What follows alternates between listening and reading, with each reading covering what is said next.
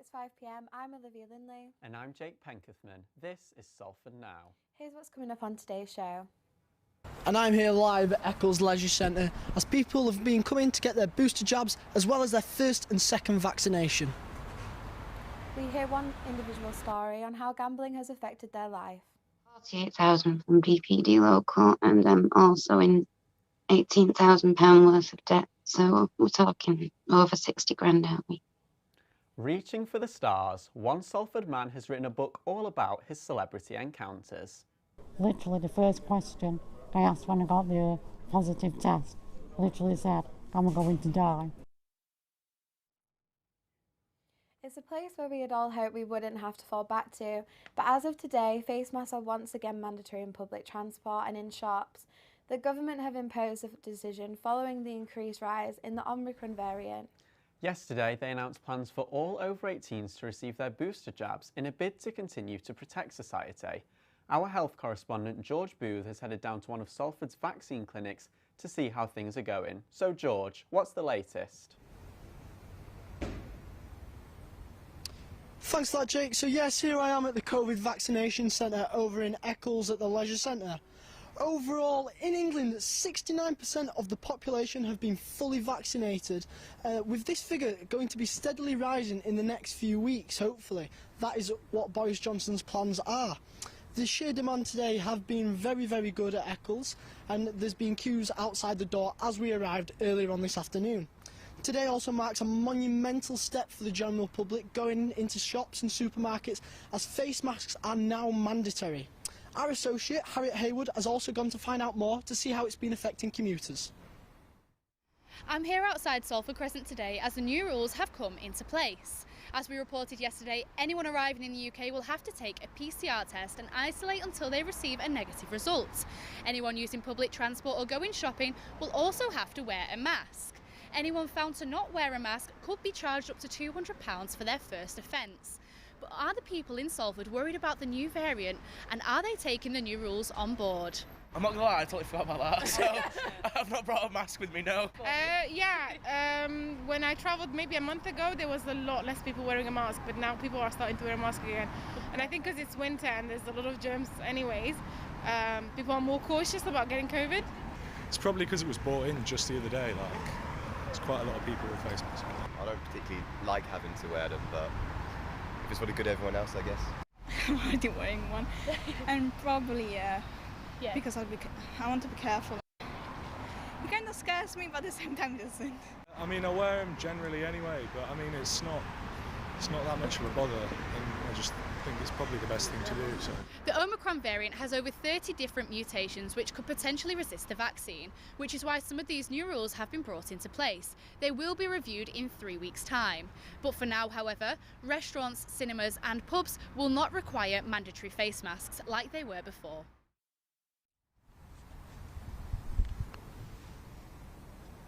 So yeah, as Harriet said there, the new Omicron variant is now one of the main worries as we creep closer to the Christmas period. This variant, which has been detected over in South Africa, has resulted in Boris Johnson starting the initiative to start increasing booster jabs, with the wait stopping from 6 months now going to 3 months, hoping to increase the range that it's getting out there. There's only been 14 registered cases of the new Omicron variant over in the United Kingdom, with none being registered here in Salford.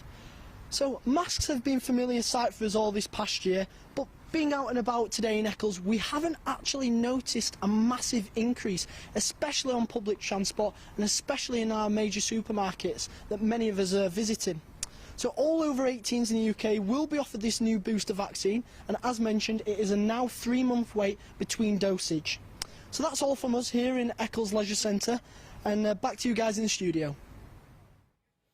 Well, thank you for that, George. Gambling has been long been an issue for the people in the UK, but it's now easier than ever to access gambling sites. There are more than 2 million people in England who are identified as problem gamblers or at risk of problem gambling. Our reporter Samuel Ketch spoke to someone who has been affected by the issue.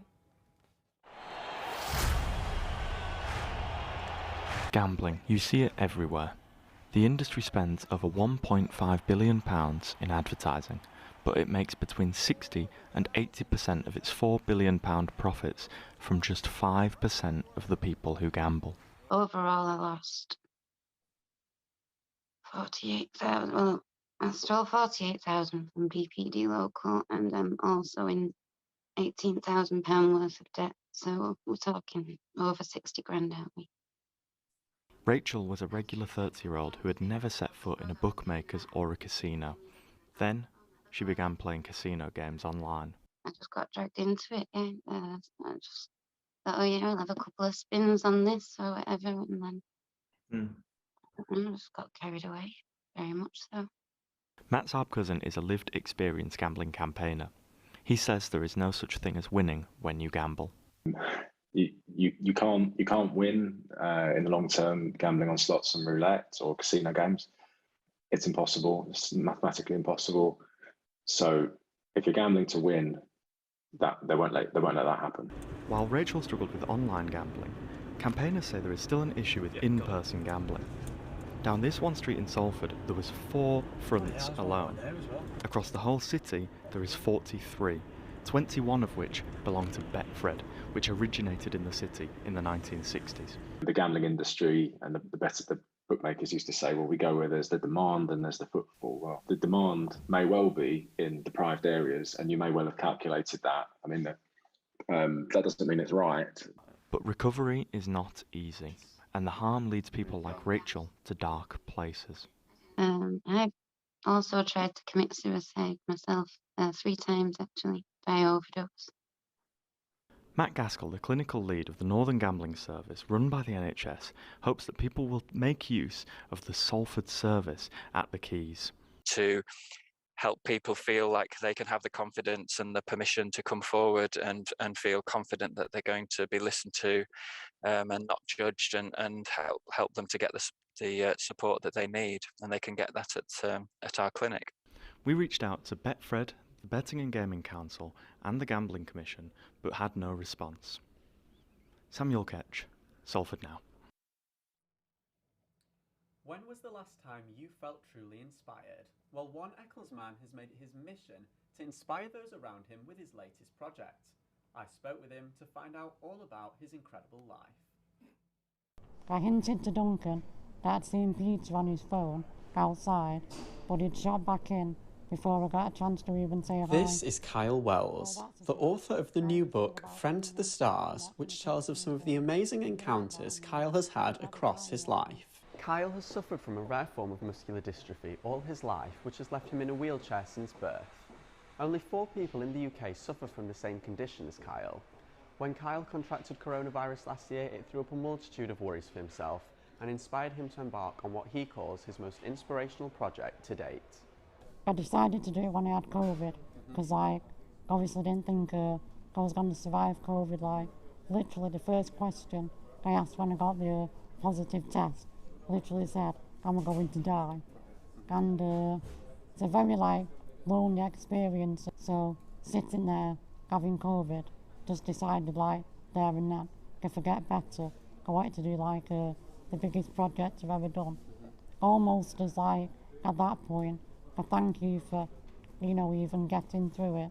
Kyle's book is split into 2 halves, with the first recounting stories from his childhood, which, by his own admission, includes some challenging reads, as well as the second half detailing his many encounters with celebrities, from TV stars to football legends such as Cristiano Ronaldo and David Beckham. But who is Kyle's favourite? I'm very close with Jimmy Harkishin, who plays Dev Allahan in Coronation Street. He's almost like an uncle as opposed to a friend, because he came into my life just after my mum passed away. And I was still 11 then, so a very young age. Duncan Bannatyne, Dragon's Den, he's been brilliant to me over the years. Spent a couple of years going to watch him record the show. And who's the most exciting celebrity that you'd say you've met? Probably Hulk Hogan. And he's the one on the front Yeah. of your book. I just thought the real photo I had took with him had great potential to be illustrated and turned into, a bigger version of what it is. Kyle has printed 1,000 initial copies of the book, but said sales are not the measure of success in this case. It's simply about inspiring others to go out and achieve the best they can and to live your life to your full potential, overcoming any obstacles that may be in your way. Jake Pencuthman, Salford Now. So we can get photos. Well, that's all we have time for today. Make sure you check out the Salford Now website for all the information on our stories. And you can follow us across social media on Instagram at Salford Now News and also on Facebook, TikTok and Twitter at Salford Now. We'll see you again next week. Goodbye. Goodbye.